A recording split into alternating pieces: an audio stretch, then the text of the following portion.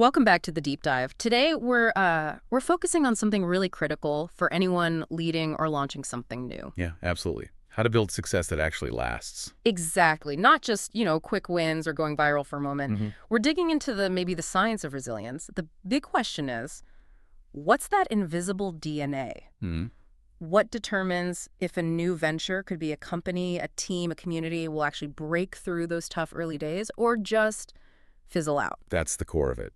And our guide for this deep dive is Chris Villasis' book, The Turning Point from Struggle to Breakthrough. Okay. What's really compelling, I think, is how it blends these deep principles with strategies that have been, tested on the Like ground. field proven stuff. Yeah, over 25 years. Yeah. And in really diverse, high-pressure places, Asia, Latin America, Africa. Villasis himself was a missionary pastor, deeply involved in training and planting new communities globally. Hmm. So he brings both the strategic thinking and that frontline view. Right. He's seen it work and probably seen it fail too. And I like this central metaphor he uses, the young plant. It's very relatable. It is. The book says that earliest season of any new group is both fragile and decisive. Everything you do then, even stuff you don't think matters, is kind of encoding the culture, right? Absolutely. It's setting the trajectory. So our mission today is to pull out that invisible DNA, the stuff that ensures growth leads to actual lasting fruit, not just a pretty flower that dies off quick, building roots strong enough for a drought, basically. Precisely. Moving past that really fragile phase to build something that, well, endures conflict, can reproduce itself, and keeps a healthy sense of who it is. The book aims to give that foundational blueprint for navigating those early struggles before they become permanent roadblocks. Okay, so let's jump into the core thesis then, because it does challenge some conventional wisdom, I think. It really does. If you've launched anything, a team, a startup, whatever, you know the pressure, right? Yeah. Show results, numbers, now. Oh, yeah. The demand for immediate metrics is huge. But this book argues that sustainability depends almost entirely on the quality control, let's say, during that critical young plant phase. What's the big shift in focus we need? It's pretty radical, actually. It demands moving away from those surface-level metrics we usually grab: attendance, funding, number of programs launched. The easy stuff to count. Exactly. And refocusing completely on internal health. The core thesis is your focus must be on establishing biblical identity, a healthy culture, and, crucially, indigenous leadership. Indigenous leadership. Yeah. That turning point happens when your attention, your core beliefs, your theology, your leadership structure, and your daily practices. When all those things are actually designed to root the community for the long haul, for resilience, not just, swell the numbers temporarily. So we're really questioning that spreadsheet definition of success. The book flat out says, stop measuring by speed or size alone. Right. Now, that sounds good, but it's tough in practice. If we ditch those traditional metrics, those quick wins, what are the real durable signs of success we should be tracking instead? Okay, so the book reframes success using three essential biblical dimensions. But you can translate these pretty directly into organizational health metrics for any context. All right, let's hear them. What's the first one? First is covenant community. Think of this as the depth of mutual commitment and shared ownership. Okay. Are people just showing up for a task, or are they truly invested in the mission together? It references the Acts 2 model, a community sharing life, resources, accountability, not just consuming something. So, like the difference between having temps and having partners who are all in. Got it. What's number two? Transformational discipleship. This isn't just basic onboarding or knowledge transfer. It's about building consistent patterns, habits that move people from just agreeing with the idea to actual obedience and maturity. Obedience. Okay. Acting on it. Yes, shaping lifestyle in action, not just filling heads with information. The book uses the John 15 abiding metaphor, staying deeply connected to the source, because that's the only way to be consistently productive. So you measure behavior change, real commitment, not just test scores. That's a powerful shift. Measuring competence and, commitment to doing something. Okay, and the third dimension, this is where scale comes back in, maybe. It does, but crucially, as a result of health, not the primary goal. The third is missional multiplication. Right. This means you're intentionally training and actually releasing leaders and groups to start new, similar communities or teams.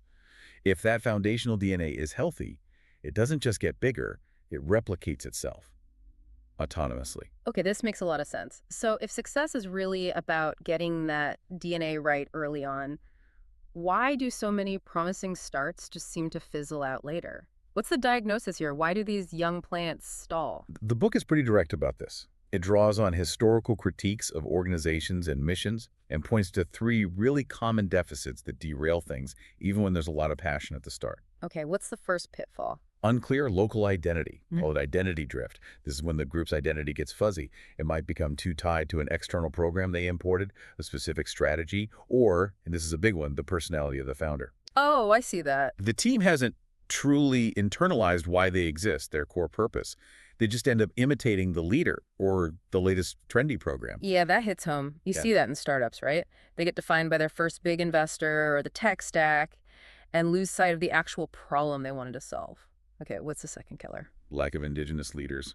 Or planter dependency. Mhm. This is the classic bottleneck scenario. Right. One or maybe a few founders just keep hold of all the control, all the key decisions, all the responsibility.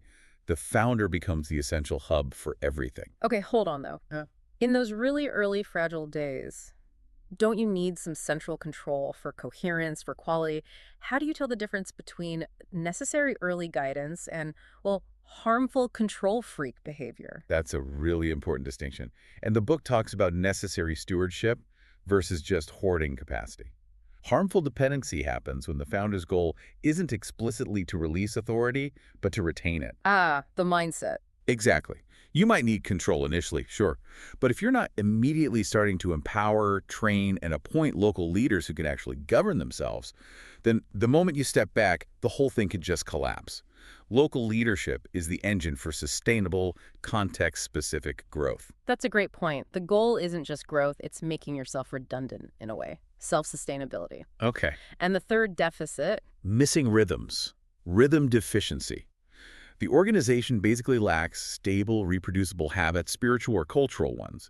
They end up relying on these big, high-energy, isolated events. like the annual conference or the big product launch. Right. Those things generate buzz, but they don't build deep culture. It's the consistent, shared, often simple daily or weekly practices that actually form a durable culture over time. So being intentional is the answer to those problems. The book lays out 3 core principles to deliberately embed the right DNA.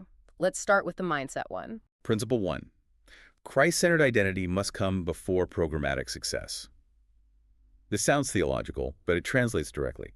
Your core mission must define your methods, not the other way around. Okay. If you start chasing growth strategies before you're absolutely crystal clear on who you are and why you exist, you're going to drift. Yeah, That clear identity, your founding principles, acts like a guardrail. makes sense. And principle 2 tackles that dependency issue head on. Absolutely. Principle 2. Local leadership is a kingdom imperative. This is about methodology. The book points to the Apostle Paul's model. Empower people, appoint them as leaders, Yeah. elders, and then leave. Leave, that's the hard part for founders. It is. But the job isn't to build a monument to yourself. It's to cultivate a leadership team that can thrive without you needing to be there constantly. You have to design systems from day one that multiply leadership capacity, not centralize it. Okay. And principle 3 deals with those missing rhythms. Principle 3. Rhythms over events. This is how you actually build culture.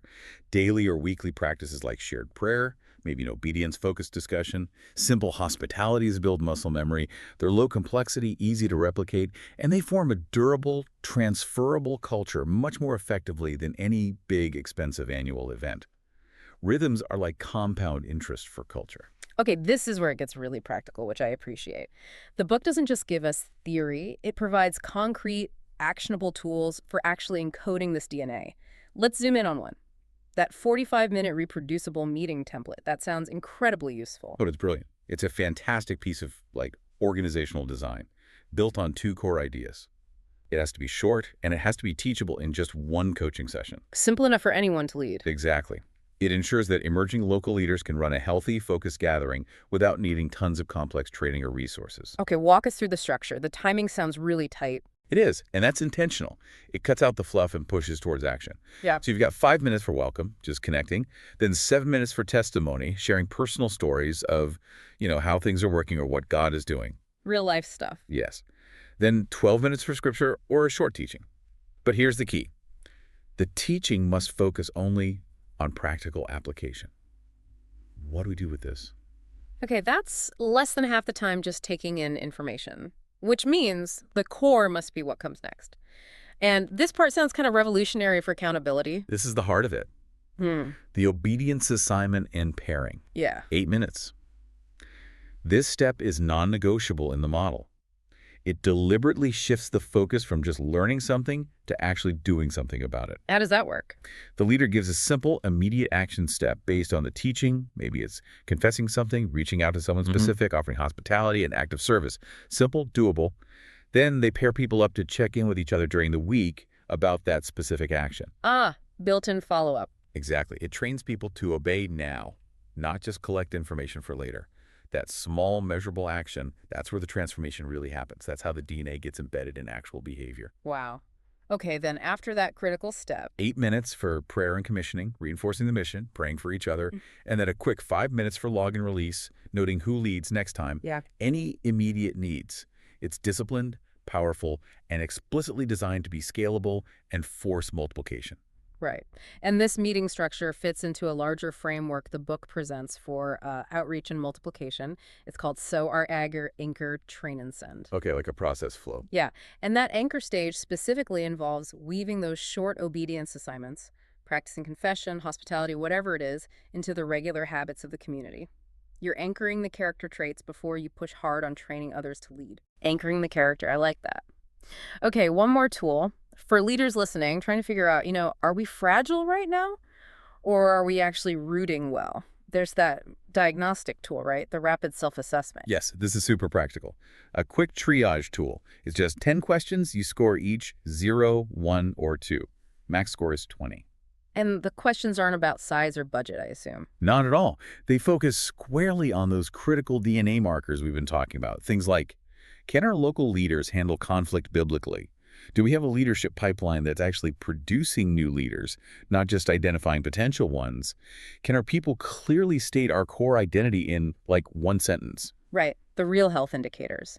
And the scoring gives you a quick read. Yeah, it forces an honest look under the hood. Score 0 to 6. The book says you're fragile. You need to stop pushing outwards and urgently restructure, focus internally. Score 14 to 20. You're likely rooting well, which means you're probably ready to really ramp up multiplication efforts. It's designed to make you pause and assess honestly. That's incredibly valuable. It forces that strategic pause. And it really pulls together the whole message, doesn't it? Mm-hmm. That crucial turning point from struggling to breaking through. It happens right in that season when these foundational decisions are being made, consciously or unconsciously. Yeah. Critical thinking here means constantly asking, are our practices making us more like Christ's covenant people, rooted, obedient, accountable? Or are they just making us bigger, flashier, more dependent on the next big thing? So wrapping this up, what's the big takeaway for you, the listener? Maybe you're not planting a church, maybe you're scaling a tech company or leading a nonprofit or just trying to build a healthy team culture. Right. The core message here seems to go way beyond just ministry settings. Success in any long-term venture looks like it's a function of laying down that durable DNA early on. Absolutely. Prioritizing depth over just speed. Designing systems that deliberately multiply leadership locally instead of hoarding power at the center with one charismatic figure. It's a fundamental shift in focus. It is. If you want resilience, if you want reproduction, you have to shift from measuring just the external growth to measuring the internal health, the coherence, the actual action people are taking based on the mission. The future success is being written right now in the invisible DNA of these early days. So here's maybe the final thought to leave you with, building on the source material. The system for multiplication isn't really about charisma. It's about character. That's powerful. Character embedded in systems and habits. That's the deep truth to mull over and maybe start putting into practice today.